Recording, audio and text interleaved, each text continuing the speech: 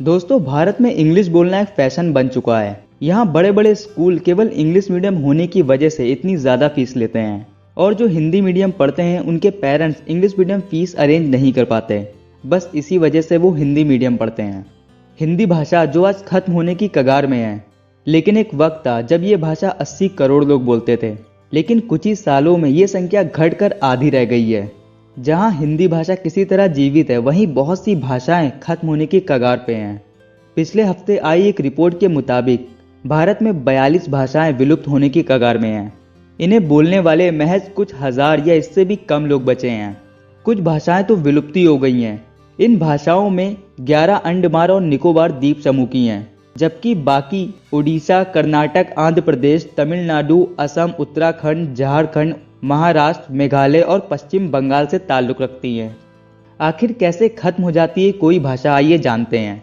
पिछले 50 साल में भारत की करीब 20% भाषाएं विलुप्त हो चुकी हैं।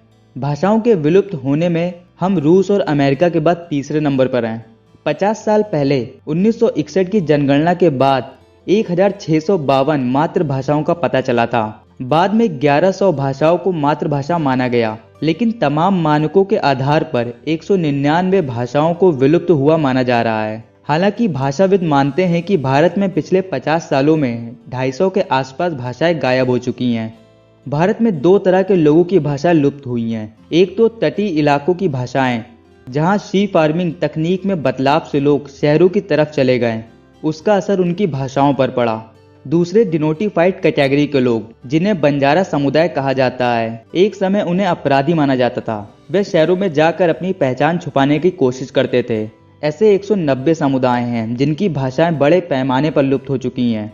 The people linguistic survey of India, जिसे भारत में वर्ष 2010 में लॉन्च किया गया ताकि जाना जा सके कि देश में कितनी भाषाएं बोली जा रही हैं। इस सर्वे में 3500 वॉलंटियर, 2000 भाषाविदों, सामाजिक इतिहासकारों और भाषा रिसर्च एंड पब्लिकेशन सेंटर नाम के एनजीओ के अलावा वडोदरा के लोगों ने मिलकर काम किया। उन्होंने भारत में 780 भाषाएं चिन्हित की।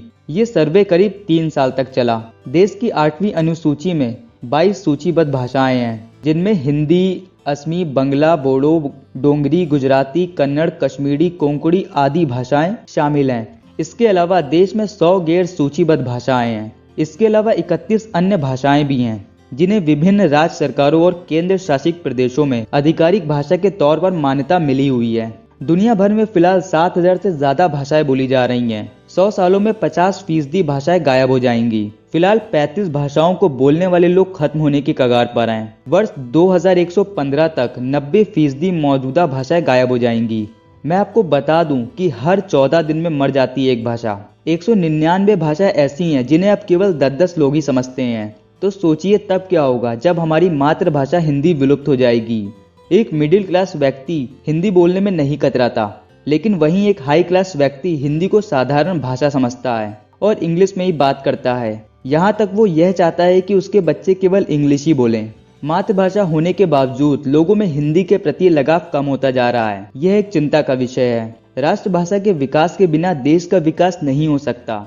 एक ओर हिंदी की रचनाएं धूल खा रही हैं, वहीं दूसरी ओर अंग्रेजी की किताबें हाथों हाथ बिक रही हैं। दरअसल खासकर युवा वर्ग में हिंदी पढ़ने और लिखने की चाह खत्म होती जा रही है। अगर ऐसा ही होता रहा तो धीरे धीरे हमारी राष्ट्रभाषा हिंदी विलुप्त हो जाएगी। समझना होगा कि हिंदी केवल एक भाषा नहीं बल्कि देश की अखंडता का सूत्र है। अगर भारत देश का युवा ही हिंदी को महत्व नहीं देगा तो आने वाली पीढ़ी को पता ही नहीं चलेगा कि हिंदी भारत की राष्ट्रभाषा है। तो दोस्तों, हम जानना चाहेंगे कि आपकी हिंदी को लेकर क्या राय है और हमें उन सभी विलुप्त हुई भाषा से सीख लेनी चाहिए और अपनी मातृभाषा हिंदी को बचाने के लिए विकसित देशों की तरह फैसले लेने चाहिए। तो दोस्तों, आज के लिए इतना ही। मिलते हैं अगली वीडियो में। Thank you for watching.